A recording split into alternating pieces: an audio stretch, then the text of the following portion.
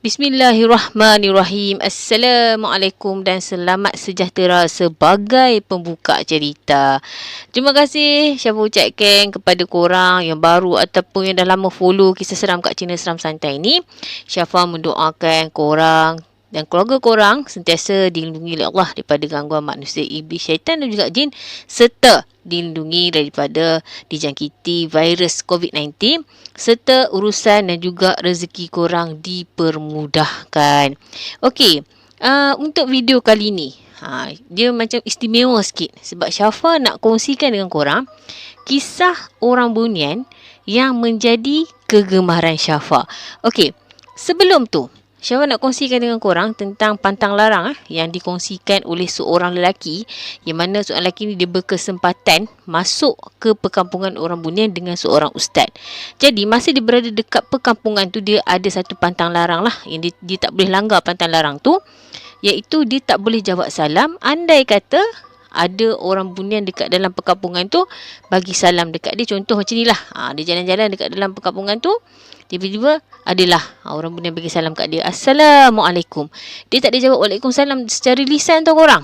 Dia je kena jawab sekadar mengangkat tangan ataupun dia jawab dekat dalam hati. Tapi masa dekat dalam perkampungan tu, dia cakap ada jugalah dia bertemu dengan beberapa orang bunian yang bagi salam dekat dia, tapi dia sekadar senyum.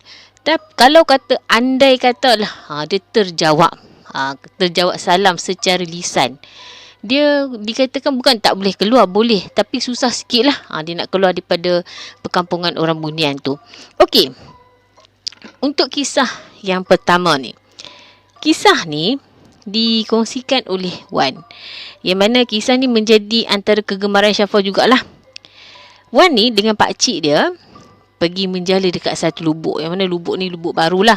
Pakcik dia ni dapat tahu pasal lubuk ni daripada kawan pakcik dia, yang mana kawan pakcik dia pergi menjala dekat lubuk ni, dapat banyak ikan. Perjalanan nak sampai ke lubuk tu, Wan cakap makan masa lama jugalah. Tapi pakcik dia teruja sebab pakcik dia tahu yang kat situ ada banyak ikan. Jadi 40 minit tu orang cakap sekejap sajalah. Bila sampai dekat situ, Wan cakap dia dengan pakcik dia ni selama setengah jam macam tu bergili-gili ni. Orang cakap duk menjala tapi tak dapat ikan. Lepas setengah jam baru dapat ikan seekor, Wan cakap. Jadi pakcik dia ni pun macam orang cakap mengeluh jugalah. Yang Wan ni dia tak cakap banyak. Dia duduk, dia perhati kawasan sekeliling. Dia cakap masa dia tengah duk perhati kawasan sekeliling tu korang, dia nampak ada seorang perempuan.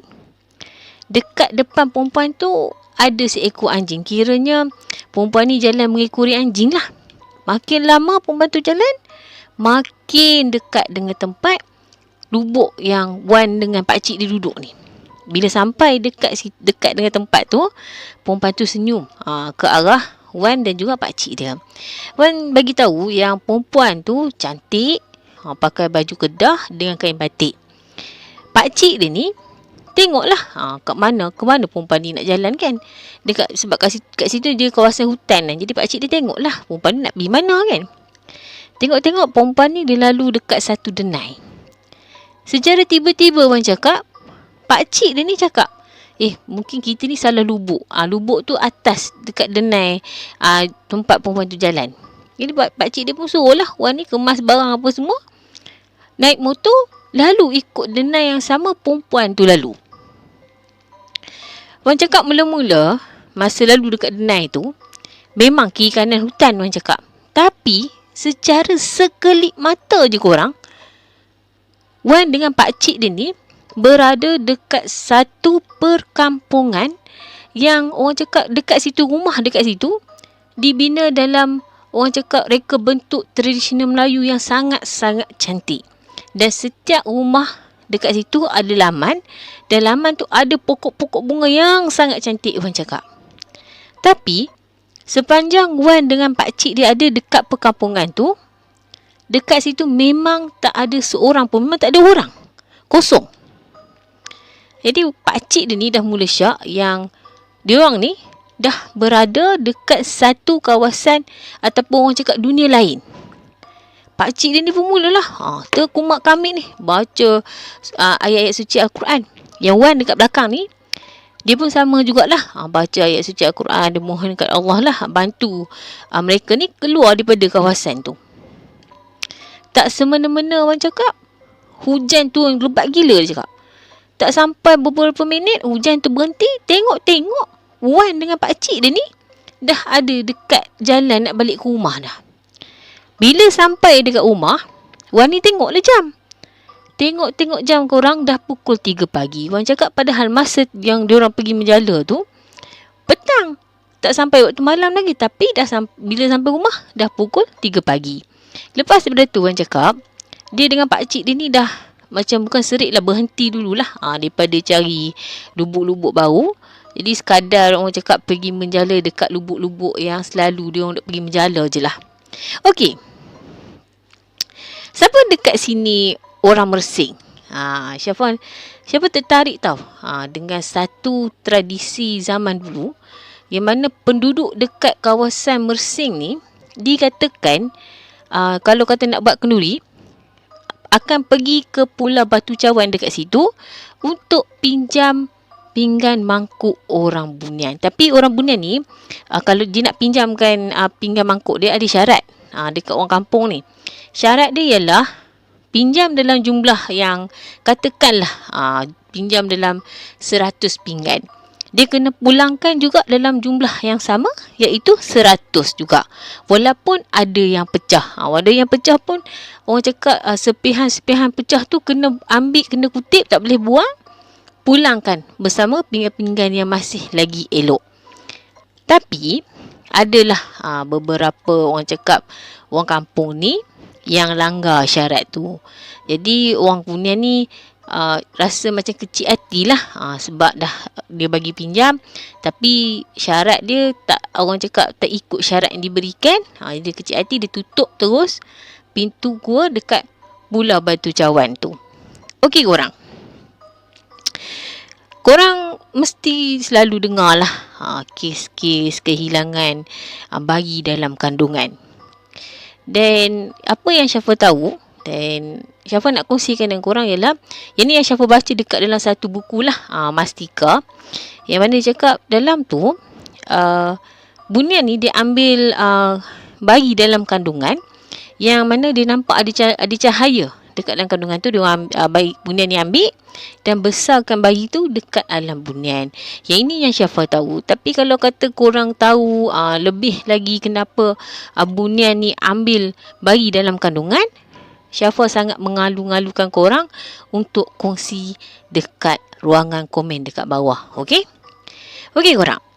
Cerita yang Syafa nak ceritakan dengan korang ni tentang kehilangan seorang kanak-kanak berusia 3 tahun. Kanak-kanak lelaki ni nama dia Amy. Amy ni dia digambarkan orang cakap sebagai seorang yang petah bercakap lah, petah berkata-kata. Walaupun umur 3 tahun tapi dia ni orang cakap macam orang tua-tua. Sebelum Amy ni hilang, mak dia ni berkali-kali mimpi, yang mana dekat dalam mimpi tu mak dia mimpi lelaki pakai jubah putih. Tapi mak dia ni orang cakap tak ambil kisah sangat lah. Mungkin mak dia ni anggap benda tu sebagai mainan tidur ataupun orang cakap bunga tidur lah. Tak nak lah ambil tahu sangat. Sampailah satu hari, masa ni bulan puasa, mak dia ni masak dekat dapur waktu tengah hari. Yang Amy ni pula main dekat ruang tamu. Mak dia dengar lah Amy ni main dekat ruang tamu masa tengah masak dekat dapur tu. Tiba-tiba senyap. Bila senyap, mak dia keluar tengok, Amy ni tak ada. Mak dia carilah dekat rumah jiran-jiran yang terdekat. Sebab rumah Amy ni dekat dengan rumah jiran-jiran. Jadi jiran-jiran kat situ pun sayang dekat Amy ni. Cari dekat rumah jiran sekeliling tak ada. Jadi beberapa penduduk kampung ni pun berkumpul. Lepas tu mak dia pun bagi tahu kat pihak polis, buat laporan polis, buat polisi pencarian. Tapi Amy ni gagal, tak dapat dijumpai, tak tahu hilang ke mana. Dan pada masa yang sama, mak dia ni menggunakan jugalah perkhidmatan orang bijak pandai, yang orang cakap lebih senang orang sebut macam ni lah, Syafa sebut sebagai bomoh lah. Beberapa orang bijak pandai ni yang datang untuk bantu proses pencarian Amy ni bagi tahu benda yang sama. Yang mana Amy ni diambil oleh makhluk yang tak nampak oleh mata kasar. Kita cakap kira senang lah, makhluk halus. Selepas beberapa hari Amy hilang, mak ada ni sekali lagi mimpi didatangi lelaki berjubah putih yang sebelum ni mak dia duduk mimpi tu. Dalam mimpi kali ni, lelaki berjubah putih tu bagi tahu dekat mak dia yang Amy ni dia ambil ada dengan dia. Tujuan dia ambil Amy ni sebab Amy ni ada kelebihan, jadi dia suka dekat Amy ni. Dalam mimpi tu juga korang, lelaki jubah putih ni bagi tahu tau dekat mak Amy yang dia nak pulangkan Amy, tapi dia tak bagi tahu bila dia nak pulangkan Amy dekat ke pangkuan keluarga Amy balik lah. Sampailah kisah ni diceritakan, Amy masih lagi tak dipulangkan ke pangkuan keluarga. Okey. Kisah yang seterusnya ni, macam laju pula siapa cerita. Okey, kisah seterusnya ni berlaku dekat negeri Perak. Dan kisah ni Syafa sangat suka sebab Syafa rasa macam lain sikit lah daripada kisah-kisah orang bunian yang Syafa pernah baca ataupun Syafa pernah dengar. Okey, kisah dia ni tentang seorang makcik lah. Makcik Arifah ni, dia bekerja sebagai, bukan bekerja lah, dia ni orang cakap mencari rezeki dengan menoreh getah. Jadi bila dia nak pergi menoreh getah tu, dia akan naik basikal lah pergi ke ladang getah. Satu hari, masa makcik Arifah ni duduk naik basikal dekat ladang getah tu, tiba-tiba basikal dia ni macam ditolak. Makcik Arifah ni pun jatuh lah. Bila makcik Arifah ni jatuh, tak tahulah daripada mana adalah seorang jejaka kacak yang orang cakap pakai baju macam nak pergi temu duga lah. Pakai long sleeve, pakai baju lengan panjang, pakai seluar selek, pakai tai leher, bawa file. Dia cakap kat makcik Arifah, nasib baik dia tolak makcik Arifah. Kalau tak nanti makcik Arifah ni memang dah kena langgar dah dengan lori. Yang makcik Arifah ni terpinga-pinga lah. Tengah-tengah ladang getah ni bukan jalan utama kan. Nak datang daripada mana pula lori kan. Ini lepas dia bantu makcik Arifah ni bangun, makcik Arifah ni pun tanyalah dia, kamu nak ke mana? Dia jawab dia nak pergi temu duga. Jadi tak apalah, makcik Arifah pun dah bangun. Dia nampak lah lelaki ni, jejaka kacak ni jalan sampailah dekat kawasan yang banyak pokok rembia. Dan kemudian lelaki jejaka kacak tu hilang daripada pandangan mata makcik Arifah. Okey korang, kisah masih lagi dekat kampung yang sama, tapi dialami oleh makcik putih. Okey, makcik putih ni kerja dia orang cakap membersihkan bendang. Dia ada bendang sendiri, tapi orang cakap bendang dia tak besar sangat. Jadi dia nak tampung kehidupan dia, dia ambil lah upah potong padi dekat orang cakap bendang orang kampung. Jadi dia musim padi masa tu dah nak dekat. Tapi yang dia menyebabkan makcik putih ni dia susah hati orang, sebab pemotong padi dia ataupun keri hilang. Satu hari, adalah seorang makcik tua ni jumpa dengan makcik putih ni dekat rumah makcik putih. Makcik putih ni dia tak kenal tau makcik tua ni. Tiba-tiba makcik tua ni datang jumpa makcik putih, bagi tahu kat makcik putih, suruh makcik putih ni pergi dekat bendang dia, dekat bendang makcik putih ni ada dangau. Dia cakap pergi dekat dangau, dekat bendang milik makcik putih ni, tengok dekat bumbung tu terselit ada satu keri. Ataupun cakap pemotong padi lah. Makcik putih ni dia jenis tak banyak cakap. Jadi dia pun macam nak percaya tak percaya cakap makcik tua ni pun sama banyak lah. Sebab dia tak kenal pun makcik tua ni kan. Jadi dia sembang dengan jiran dia macam mana tak tahu. Dia beranikan diri dia pergi ambil.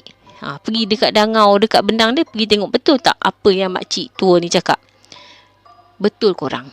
Terselit ada satu pemotong padi dekat bumbung dangau dekat dengan bendang makcik putih ni. Kalau korang nak tahu, sepanjang makcik putih guna alat yang makcik tua tu orang cakap terselit dekat dangau tu, Orang cakap banyak musim jugalah makcik putih ni dia guna alat pemotong padi ni. Dan setiap kali dia buat kerja membersihkan bendang ataupun dia potong padi, kerja dia memang cepat siap. Jadi adalah satu musim ni, musim padi, tak tahulah macam mana dia bawa balik rumah pemotong padi tu. Bila dia bawa balik rumah, anak-anak dia pergi main. Main-main tak tahulah, hilang. Makcik putih ni carilah, cari-cari tak jumpa. Dan pada masa yang sama, makcik tua yang sebelum ni datang suruh makcik putih ni pergi ambil keri ataupun pemotong padi tu dekat dangau tu, jumpa balik makcik putih ni. Dia cakap kat makcik putih tak akan jumpa dah pemotong padi tu. Dan sebenarnya korang, kisah orang Bunian ni memang seronok kan.